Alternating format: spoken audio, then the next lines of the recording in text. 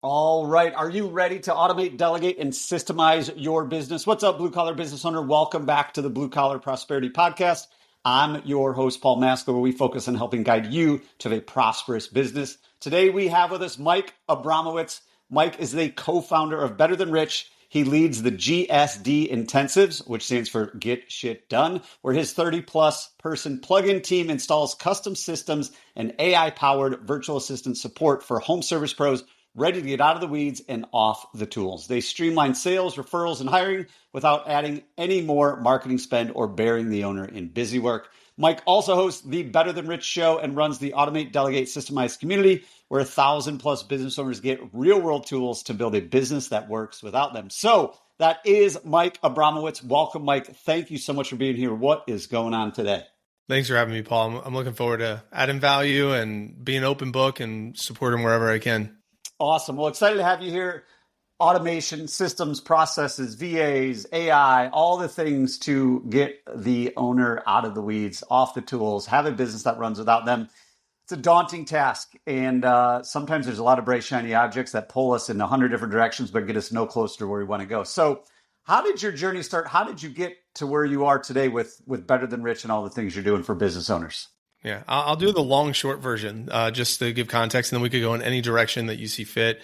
Grew up in New Jersey. My dad owns a plumbing business. He's owned it for almost 50 years. So I watched him with grit, ambition, hard work, working 6 days a week, answering every single phone call. I admire how much he worked, but I wish he would have been more present for some basketball games growing up. But I left for college, got my engineering degree from the University of South Florida in Tampa.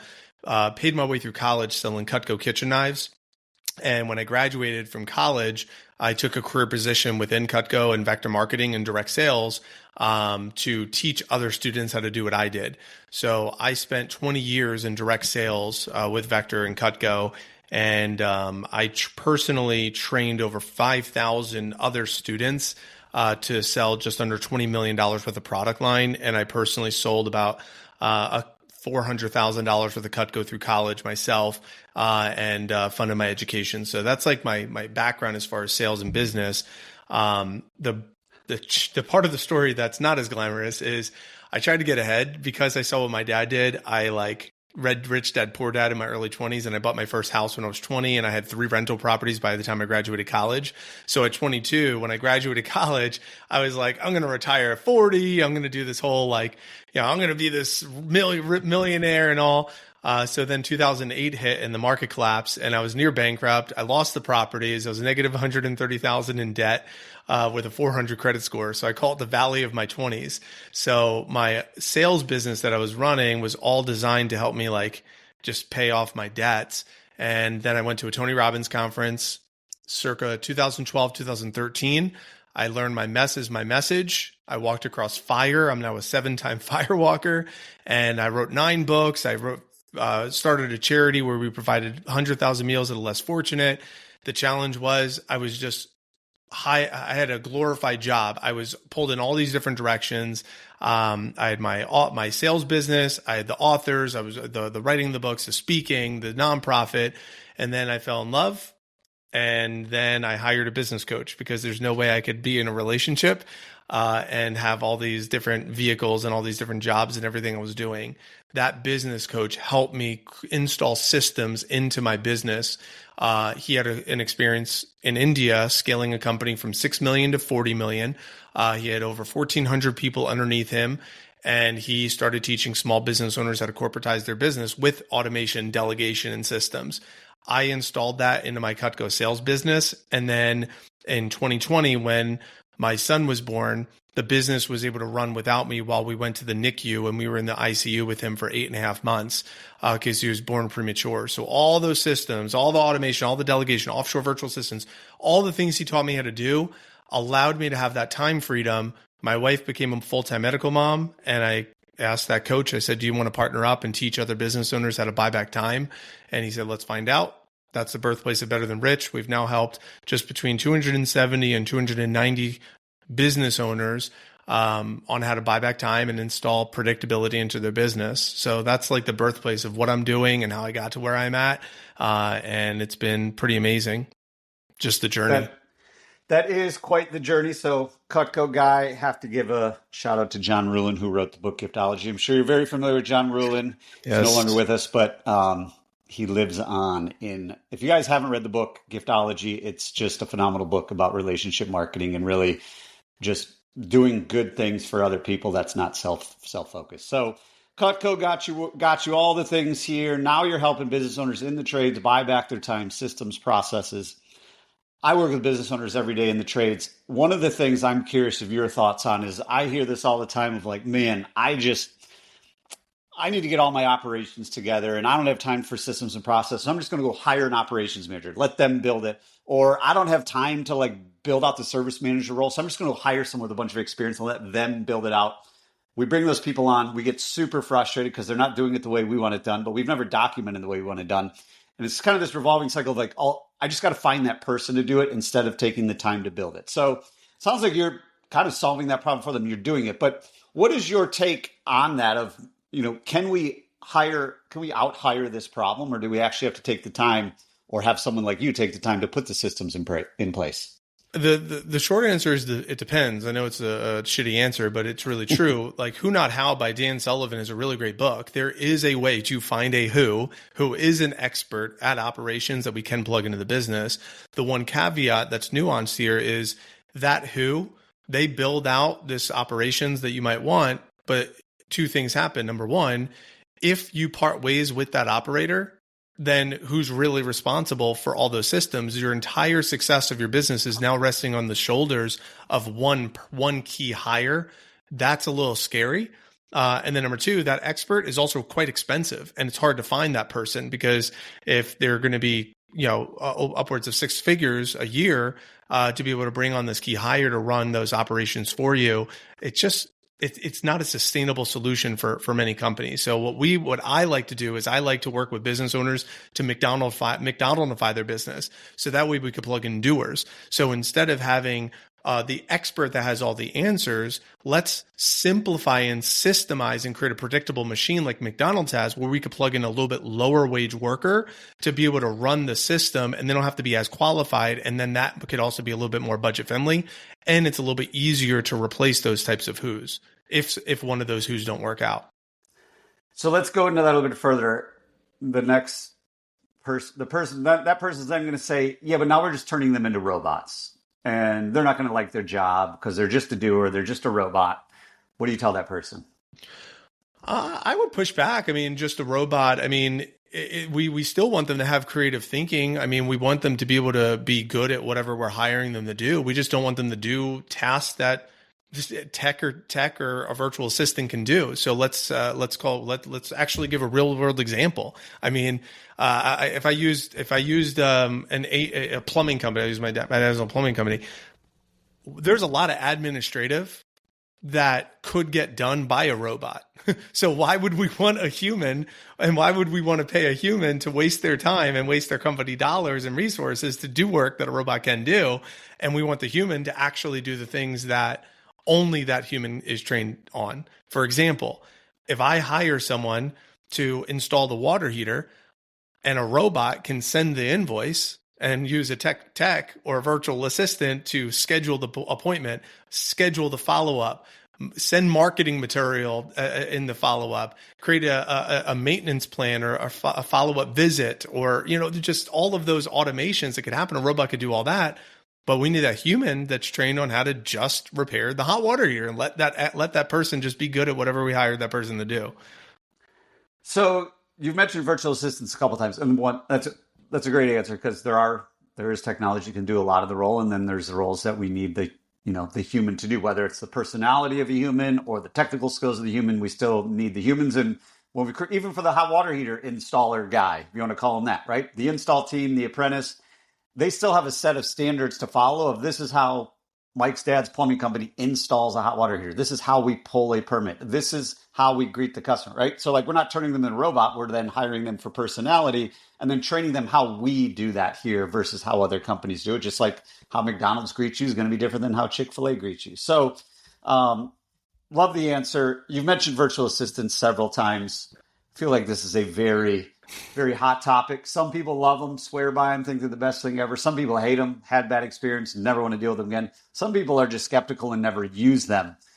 What are some really good things a virtual assistant can do? And what are some things that you recommend? And let's just go there first. What are some great things that virtual assistants can do for a home service company? So first off, when I say virtual assistant, I'm saying a human. So it's a human who's offshore typically, or someone who's even, we have stateside. I have stateside virtual assistants. So it's just someone who's remote. So let's just make sure we're clear on definition, unless you're considering it something else.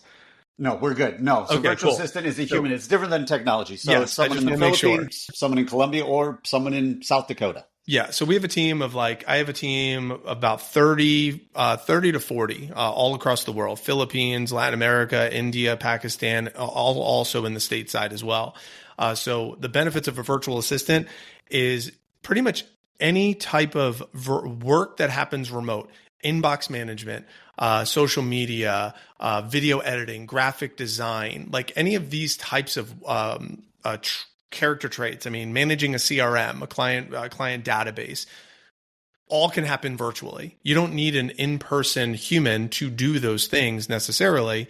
So that's beneficial. The dollar goes a lot further in a lot of cases, and they love the flexibility that they can work from anywhere, and it's a lot more cost effective. So, I mean, I could list off exactly what my team does for me, but I mean, that'll take up the whole rest of the time. But I want to make sure that we actually give value and sustenance to speak to. But literally anything that happens in the digital realm, a virtual assistant can do. Making phone calls, scheduling appointments, reminders, managing the database, the data entry, bookkeeping. I mean, everything that happens on a computer screen or a phone can happen remote by a virtual assistant.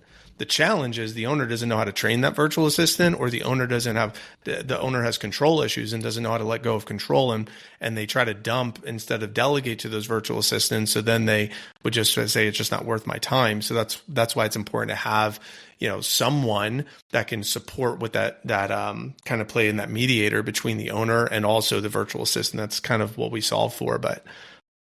So yeah, let's dig into that, because that's where that was going to be my next question. Is there's probably plenty of people listening to this that have tried the virtual assistant to do the tasks that can be done remotely on a computer, on a phone, and it just hasn't worked out for them. You mentioned, one of the biggest challenges is managing that person, training that person, delegating properly, not just dumping stuff on them. Obviously, you guys solve that, but what are some of the biggest keys that you see in order to ensure those virtual assistants are set up for success, which then ensures the company is successful with this endeavor? What are some of the non-negotiables that we have to have in place when working with virtual assistants? I break it down to 6 things. It's real simple. Try to make it as easy as possible. I call it the time-rich 6. Number 1, the owner needs to have boundaries. Boundaries of when, what is considered my priorities and what is important to me. And that has to be explicitly communicated. It's very important. And then number 2, under the boundaries is communication guidelines. We need to make sure the owner has explicit parameters on how that owner wants to get their attention. So what deems an email versus a phone call versus a text message versus an in-person meeting, right? The owner has to have communication guidelines with how people get their attention. Those are the first 2. These next 4 is really the answer to your question. Number 3 is systems. A system is a simple if-then process. The owner must have, if they want proper delegation, a simple if-then process for the client journey and the talent journey, like for marketing to sales to onboarding to retention. All those if-thens, we want to know. It's like a flow chart. Build a flow chart. I would be happy to build a flow chart with any listener on the show for free. Book a call, hop on my calendar, betterthanrich.com/GSD. I will get a flow chart done with you. If you don't know how to build one, I will do it for you. I'll gladly do it for you. But that's number 3 is a system, a flow chart. Number 4 is playbooks. The SOPs that plug into that flow chart, the documentation of every one of those boxes in the flow chart. So there might be 100 SOPs inside of one flow chart, all of that documented. Technology makes it really easy to build that. I'd be happy to do that for someone listening as well for free. Then it goes into the team, which is the delegation, the who. Team is number 5. Who's executing those playbooks? That's the virtual assistant. So how do you have a virtual assistant have success? Because I'm plugging them into a system with playbooks, and then the team comes in to execute those plays. And then number 6 is technology. What is the technology that team is doing and using? For us, we train every one of our virtual assistants on how to use AI. They know how to use a CRM or a project management software. So the timer at 6, boundaries, communication guidelines, systems, playbooks, team, and tech. In that order, that's what we like to work with business owners to create, to simplify the process, to create predictability. We want something that's long lasting. We want that owner to be able to step away like I did 8.5 months, and the business still did 7 figures in sales without me there. That's what we want to have in place for a business owner, where they don't have to answer every single phone call and have to take their business on vacation with them. So that's super helpful. There's plenty of business owners listening to this. Like, Mike, that's great. I don't have time for that. Okay, boundaries make sense. Communication makes sense. Yep, got those.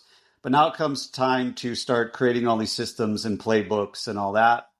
And I don't have time for that. I'm running a couple $1 million company. I'm busy all day, grinding it out. How do you guys actually go do that for somebody? And how much participation? I know you said you make it easier for them and you're not taking up all their time, but how much involvement is needed from an owner when you're creating all these things? For us, we've figured they're going to need to dedicate. That's why the priorities are important. As long as this is a priority to buy back their time, we have them come to Florida for a 2 to 3 days, and we designate an install event for that owner. So they don't, whether they do it with us or themselves, they got to have an immersive, let's set the foundation. And that way the foundation is laid, and then it's just like maintenance with weekly or monthly check-in type of conversations to make sure things are moving forward. But we got to have that foundation laid with some sort of immersive, let's build out those systems and those playbooks over the course of those 2 to 3 days. And another thing, Paul, we're only tackling one lead domino at a time. There's tons of areas of opportunity, but we want to figure out what is the one thing that can buy back 10 hours of the owner's time every week while increasing the revenue without spending more dollars. So we really have to figure out which is the system. Is it a sales process? Is it a client maximization or the lifetime value? Is it referral partnerships?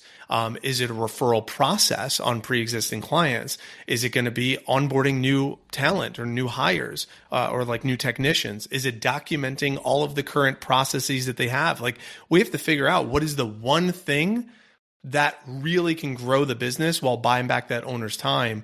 For example, we just brought on a landscaper in Weatherford, Texas, did 4.7 million last year, and he still does all of his invoicing on pen and paper. He has no database, no systems, all word of mouth, zero marketing spend, and did $4.5 million last year. I'm like, what?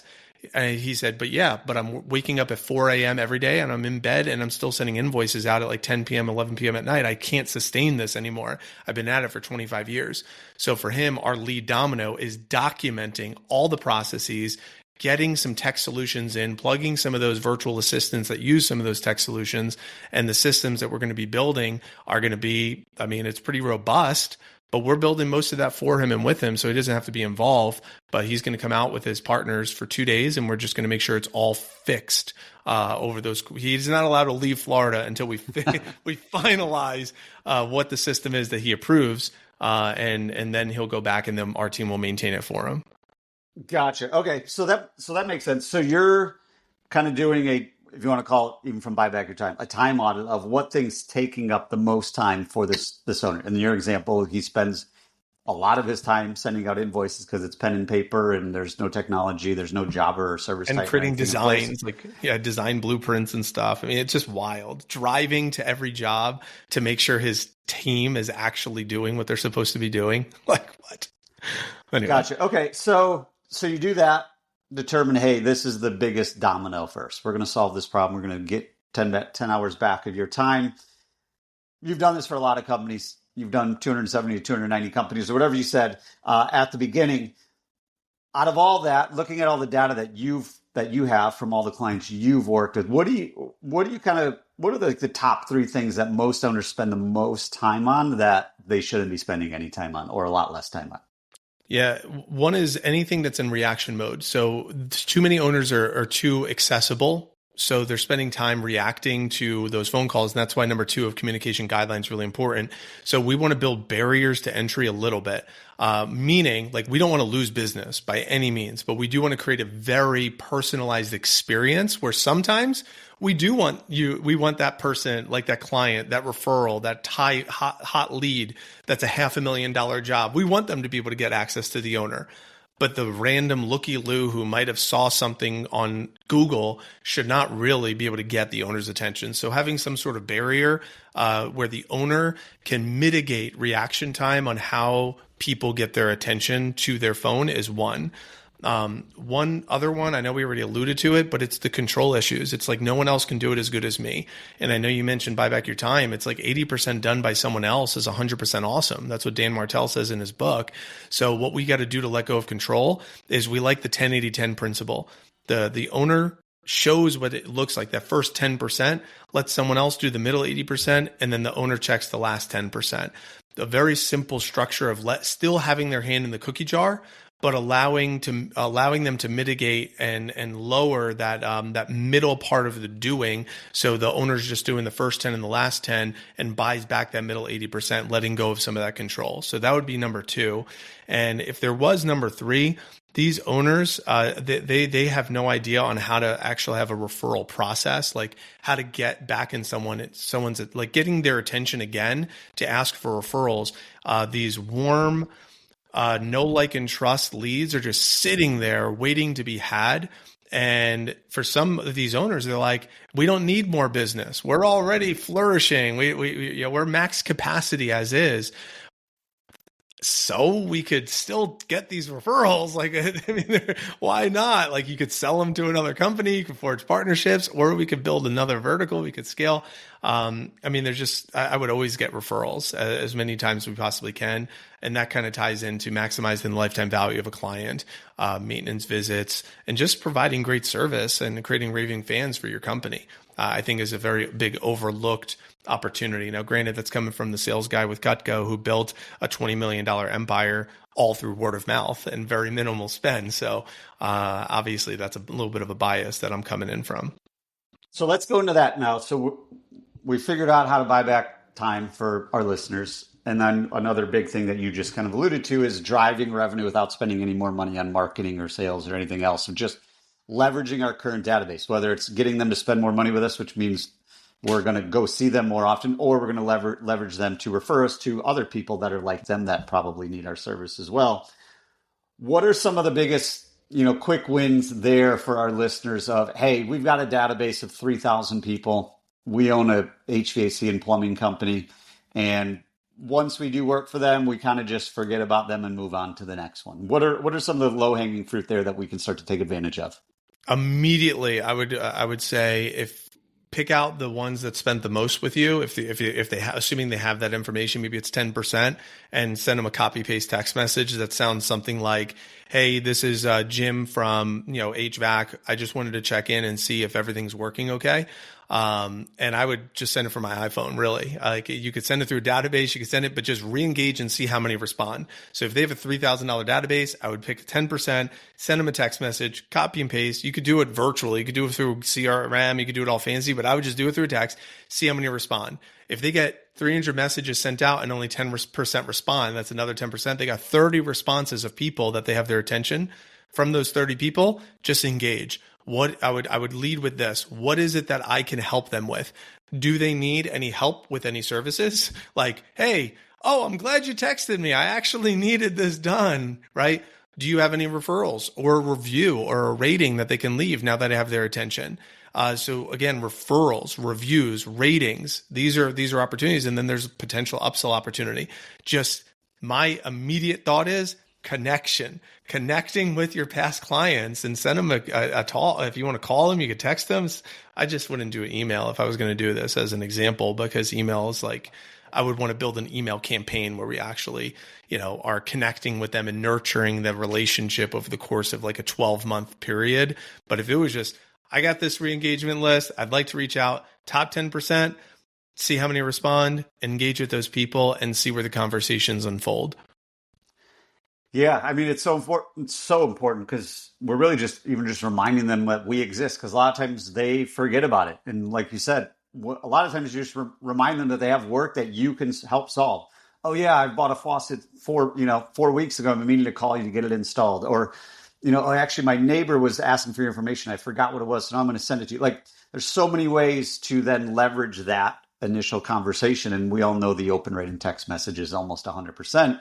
But like you said, even just doing an email campaign, 12-month campaign where you're just providing value either based on the seasonality or based on the equipment they bought or whatever it might be. Most companies don't provide value. Like we said, they're on to the next one, on to the next one. And before you know it, you're sitting there in this database of thousands of people that's worth a lot of money if we go digging in there. So as we start to kind of wrap this up, Mike, this has been super helpful from a time standpoint, money standpoint, leveraging what we've already got.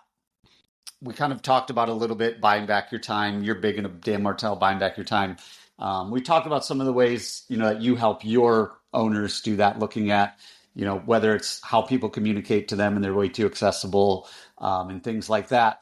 But leveraging that book to me is one of my favorite books because it's actually actionable. It's not just a theory book. He actually tells you like, hey, now do this. It's like a step-by-step guide. What are some of your, most favorite hacks in there for our owners to start to buy back their time themselves?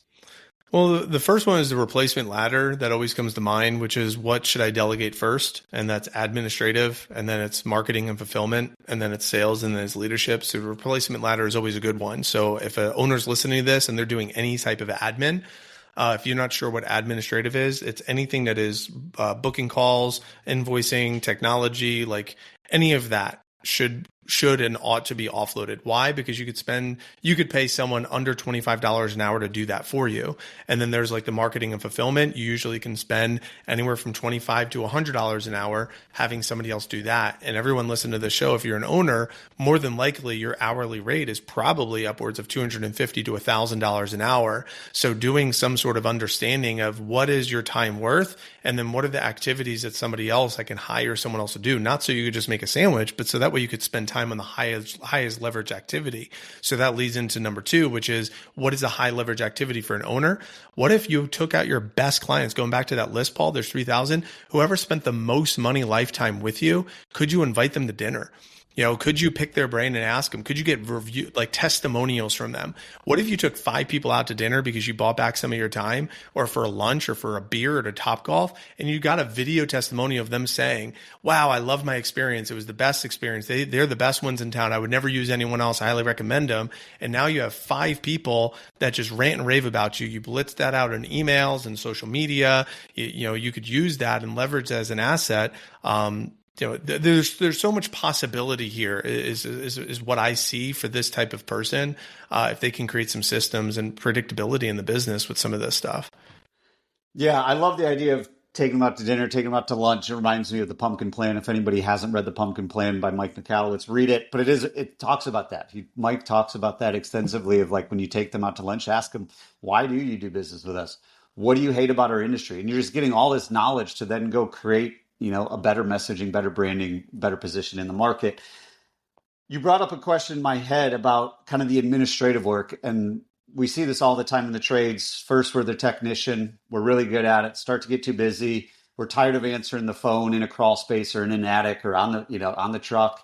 So we go hire somebody, a neighbor, a friend of a friend, an aunt, our spouse, to like just answer the phone. And then it's just do the bookkeeping, and then it's just do the invoicing, and then just do the scheduling. And before we know it, we have this person who's doing a lot of things, but they're not doing really any of them well.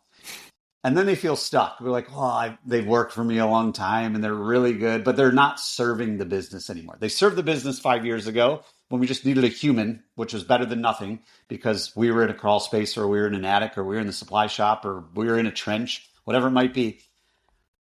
How do you help, or what is your recommendation for people to kind of get out of that? Because I see that all the time of like, they're stuck with this office person that they really don't want or need anymore, but they feel bad because that person was the first one with them. By the way, loyalty, I'm all about it. I would just want that person, I would want to figure out their zone of genius. What are something that they're really, really good at? And how can I make sure that that's the only thing they do? And then I would give them a support team of that virtual assistants and the tools that we talked about. So that way, that office manager can just spend time in their zone of genius and the thing that moves the business forward. Like what is, for example, if that person's really good at phone calls, great, put them on follow-up calls. What if they called every single job that was installed and said, hey, we sent you a text message about giving us a rating and review. We didn't see it come through yet. Just want to see if you got that link. Great. If you want to do it right now, we'll give you $50 off your next visit as a coupon just to give us that review now. Like, and then that person's just in charge of collecting and creating new reviews and creating lifetime fans as an example, if they're good on the phones. If they're really good on the bookkeeping as an idea, great. Let them focus on the bookkeeping and support, give them support with these assistants that maybe can do the phone calls. So I would figure out what their zone of genius is, and then I would make sure that they stay in that role. Also make sure it's in activities that are going to move the business forward and create more revenue and buy back time from the owner, and then give them a supporting team and make sure that supporting team has access to some sort of technology, a CRM, a project management software, some sort of internal communication channel, something that allows them, especially AI, making sure that they're able to, use, leverage technology in a way, because I know you know this, Paul, but I want to make sure listeners know it. AI is moving so fast and so rapidly that it pretty much can do the work of 5 humans on a lot of these repetitive tasks. And it works 24 hours a day, 7 days a week in a lot of cases. So, however, it still needs to be managed by a human. So it's not to replace humans. It's just to make it even, I don't know what the word, I'm losing the word right now, but it makes it that much more better. Let's call it. Can't think of the freaking word. But, makes it more better. We're all better. There you go. We always love things that are more Makes better. Makes it more better than rich. Right? Love it. But yeah, and it is, that person is valuable in the right role because that person probably knows more about the business than anybody but the owner. They've got the experience. They know the customers. They know the people.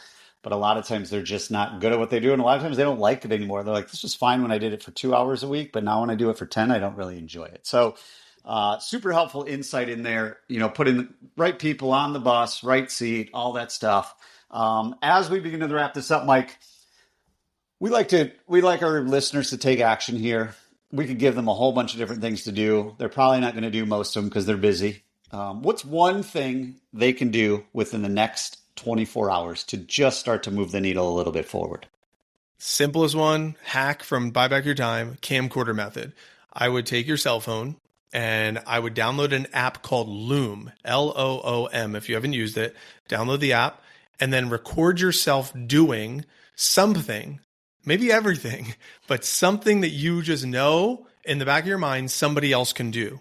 I don't know what that thing is, but record yourself doing it on your phone.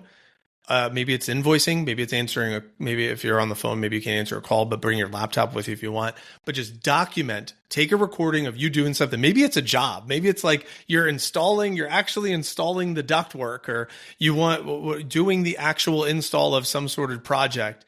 Have someone hold the camera, record yourself doing it. And here's what I love about Loom.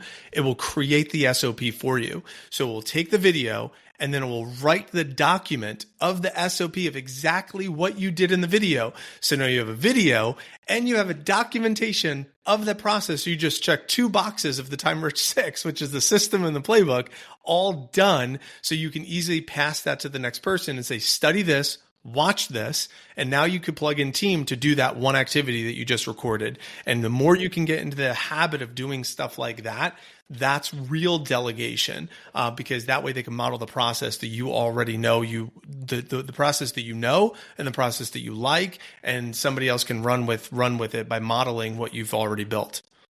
That would be my answer. Yeah.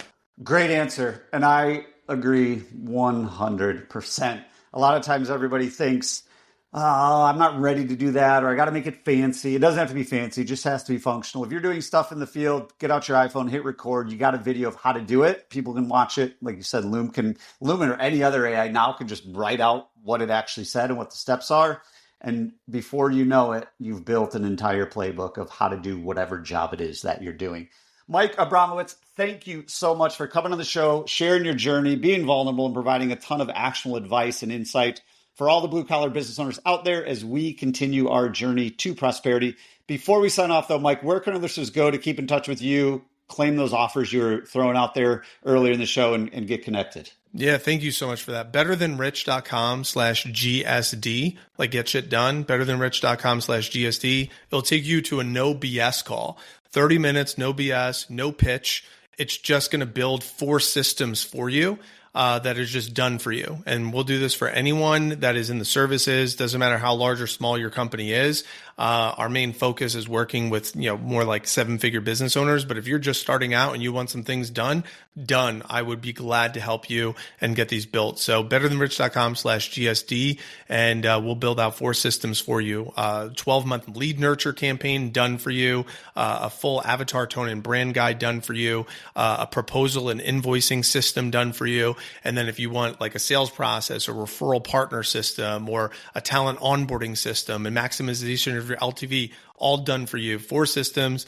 I promise you will get tremendous value from seeing what it looks like to document. And these are custom to your business, I want to say. Custom to your business. betterthanrich.com/GSD. No vanilla over here. All customized for you. You'll see how amazing technology is these days. Awesome. There you guys have it. betterthanrich.com/GSD. Go there, sign up, take advantage of the free offering that Mike is providing. Mike, thanks again for coming to the show today. Super appreciate your time. Thank you. And before we go, as you know, there are a lot of moving parts when it comes to creating consistent positive cash flow. However, the journey starts with making sure you are priced right so you can have a growing and more profitable business. I've created a super easy to use pricing calculator for everyone in the trades. You will no longer have to guess what you should charge. You'll no longer have to call around your competition and see what they charge. This calculator is easy to use and will provide you confidence and clarity that you're actually priced right. It also comes with a step-by-step PDF guide and a video walkthrough. So head on over to thebluecollaradvisors.com/price.